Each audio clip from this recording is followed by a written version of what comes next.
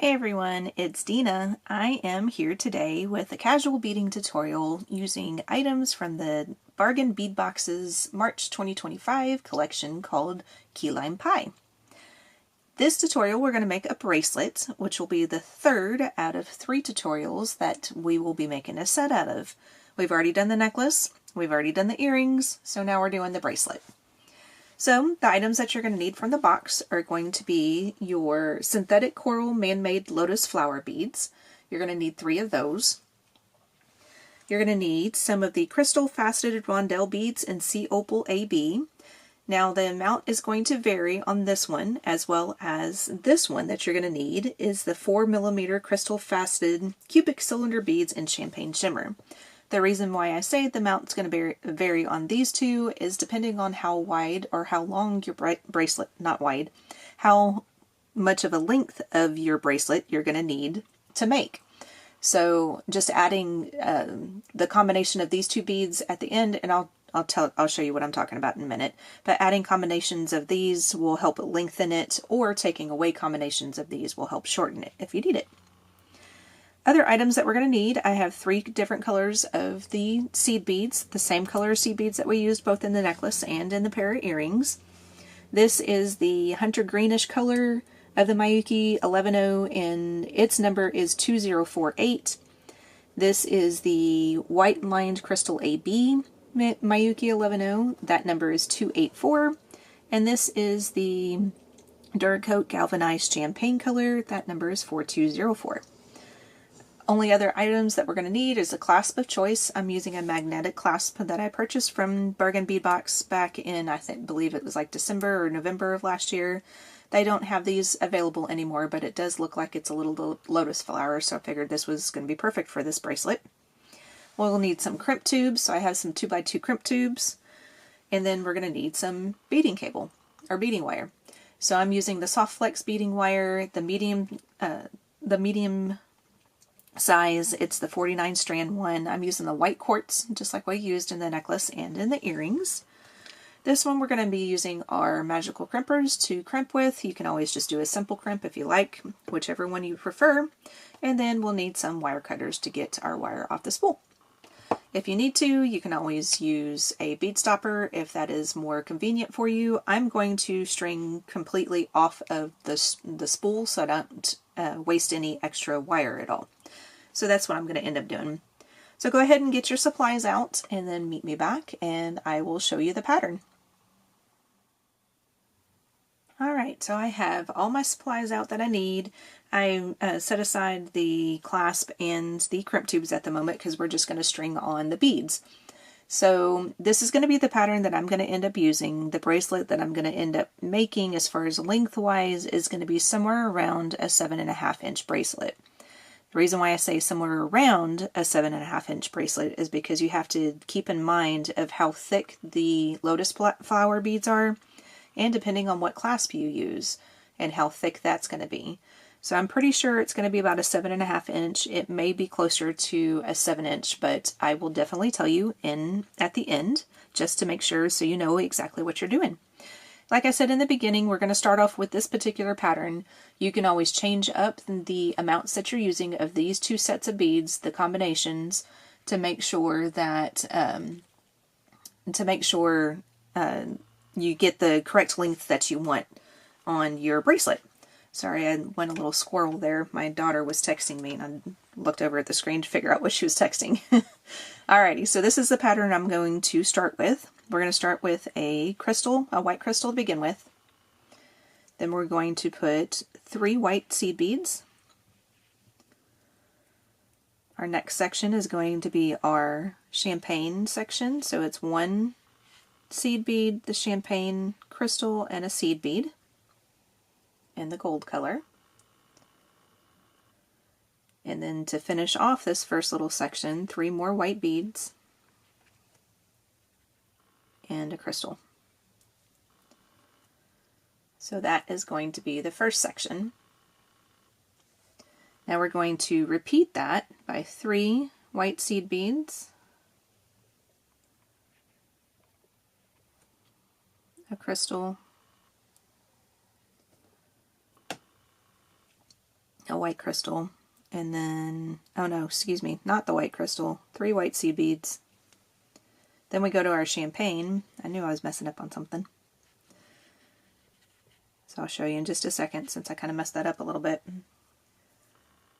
So here's the first little section that we did, and then we added the 3 white seed beads and then your 3 champagne colored seed beads, or bead combo. Then we go back to the white seed beads again. So we add 3 of those. Now we add our next crystal. And then we're going to begin adding our lotus flowers. So start off with a green seed bead. You want to pick up your lotus flower. I have it sitting in my hand to where the bottom is down here and the top is up here at the top. We're going to string from the bottom to the top on all 3 of these, so that way they face in the same direction. If that bothers you, or if you don't care which direction that you string them on, it's perfectly fine. Whatever floats your boat on that. So then I add my second green seed bead. So now we're going to start going backwards on this. So we need to add our crystal, white crystal, 3 white seed beads, and then we go to our, 3, not 4. Then we go to our champagne collection. So 3 of those. And that's what we have so far. So now we're going to start repeating again, going backwards to add our lotus flower. So add 3 more white seed beads, a white crystal, and then our next lotus flower combo. So green seed bead, lotus flower from the bottom to the top, and another green seed bead. Cap that off with a white crystal, and now you have your next lotus flower added. So now we need to add the champagne section again. So that is 3 white seed beads, and then your 3 champagnes, and then 3 white seed beads on the other side. And now we're adding our next, or our last, of our lotus flowers. So a white crystal, then we're adding the green seed bead, the last lotus flower from bottom to top, and a green seed bead. So now we have all 3 of our lotus flowers on the bracelet. So now we need to copy everything on this side that we did on the left hand side on the right hand side. So to finish off the bracelet, we're going to add the white crystal, 3 white seed beads, our next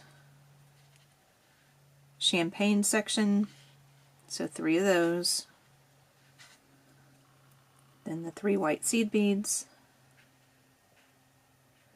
another crystal, white crystal, and then we need to repeat that one more time. So 3 more white seed beads, your last of your champagne section,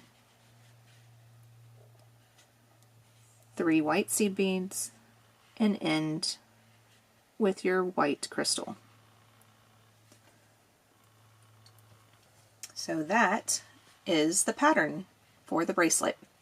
So I will leave this here for just a couple of seconds, and then if you need to, you can always screenshot this, or you can pause the video right here, so that way you can kind of look a little bit closer and see which what color combination. You can always rewind this section as well. I have everything listed down below in timestamps, so if you need to go back to the beginning again to figure out exactly what it is that we're doing, then you can always do that.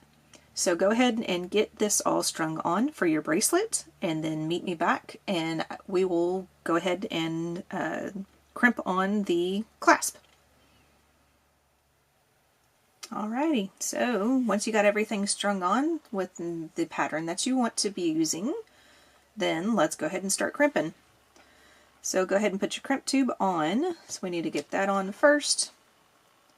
Don't forget to add your clasp. So I'm going to add the clasp, just one side of it. I'm going to go back through the crimp tube, with enough of wire to make it comfortable for me to hold on to. Well, maybe. There we go. And then I'm going to give myself just a little extra wire here, as soon as I can keep it from twisting and turning in my hand. Okay, there we go. That's a little extra, just so it's easier for me to hold. And then we're going to go ahead and string back through the crystal bead that's here. That's why I started and ended with a larger crystal, so it's a little bit easier to be able to go back through the bead one more time. The seed beads really don't go back through. That's I like to start and end with seed beads if I can when I'm bead weaving, but I have come to the conclusion that I'm just trying to make sure that these are not they're not twisted. I've come to the conclusion that the wire will not go through the seed beads multiple times. So sometimes it does with the 8/0s, but when I'm using other sizes, then it usually doesn't happen. So I'm just holding on to the crystal over here off to the side, and then I've got just a little bit of wiggle room on my clasp here, and then we're going to take our magical crimpers, and then we're going to put that 2x2 crimp tube and hopefully not get all attached to the magnetic clasp in the middle of, put that crimp tube in the middle of the crimper, making sure that I'm okay with the positioning of it, and then I'm going to crimp down. And when you do that, it should make a little box looking form. You turn it 90 degrees and hopefully not get attached to your magnetic clasp again. That's the one bad thing about using magnets. They get in the way.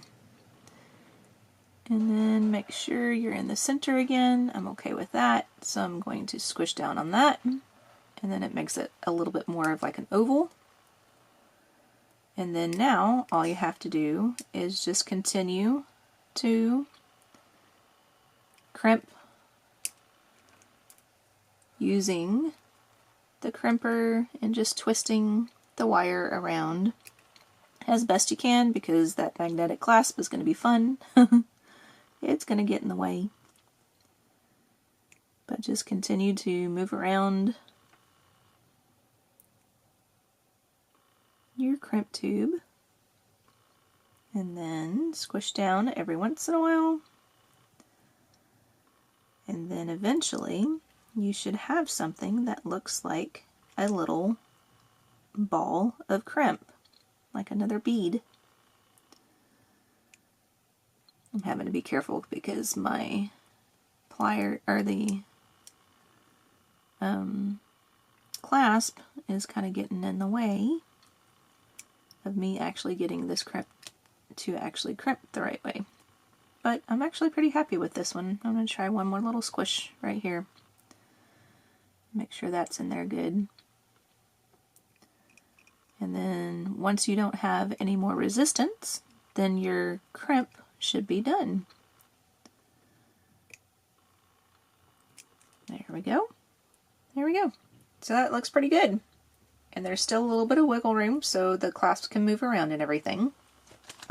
So now here comes the fun part. Trying to figure out where we need to be in order to cut off the rest of our wire. So we're going to cut off the excess little small part here. I'm going to go ahead and do that right away. Make sure you're cutting the excess and not your product. That would be very sad. And then put that off to the side. Now take all your beads and move them down to the end. Now you don't want to make this too overly tight, because if you make it too tight and too rigid, then the bracelet may not move it won't flow very well and it won't look right. So you want to make sure that you leave yourself enough room to be able to cut off some excess.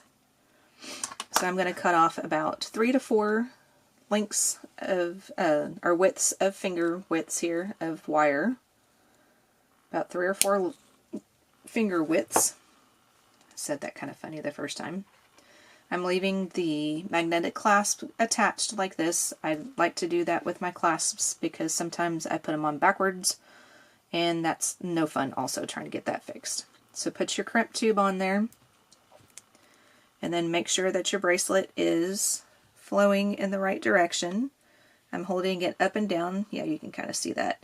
But I'm holding it up and down so I can take the clasp, pick it up, and then go straight over to the other side with the wire right away.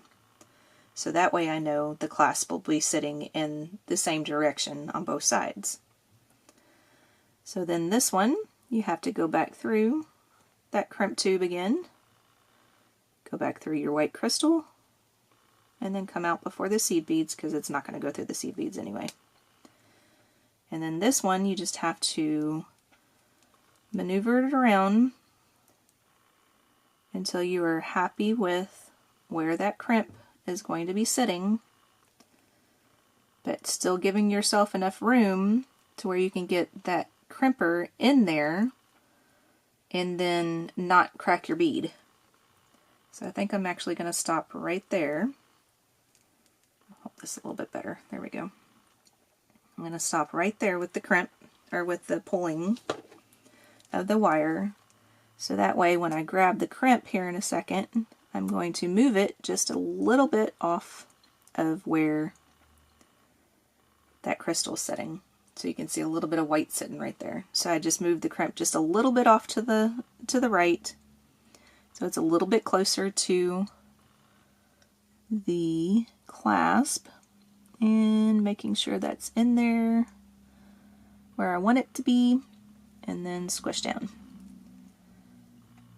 And then turn it 90 degrees. Make sure it's in the center again. Nope, come on, turn 90 degrees, you can do it. There's that magnetic clasp again. And then once I can get my clasp to quit moving my wire around, because it's attaching to my crimper. There we go. I think I'm in there now. Oh, nope, not in the hole.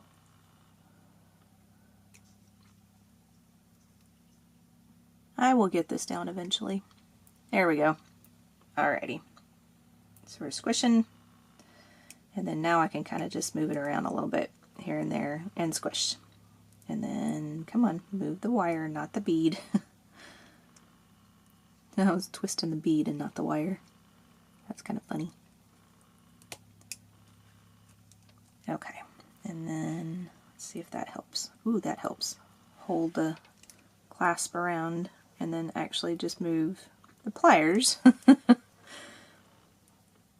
around like that.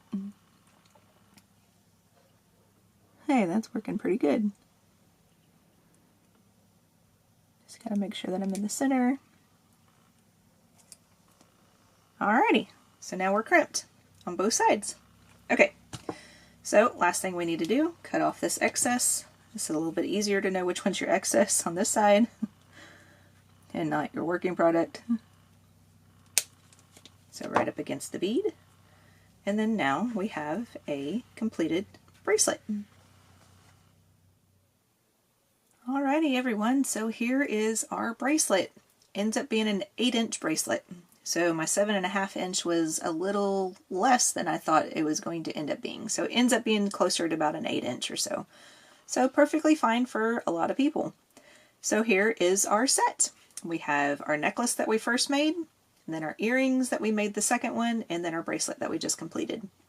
So don't forget to check out my Etsy site, because I do have all of these items plus all the other ones that I have made in previous videos up on my site. So please don't forget to check that out. Thank you very much for watching everyone. I really appreciate it. Don't forget to hit that like button and the subscribe button. Also leave a comment. I'd love to see what your comments are on my videos. Thanks everyone. I'll see you in the next video. Bye.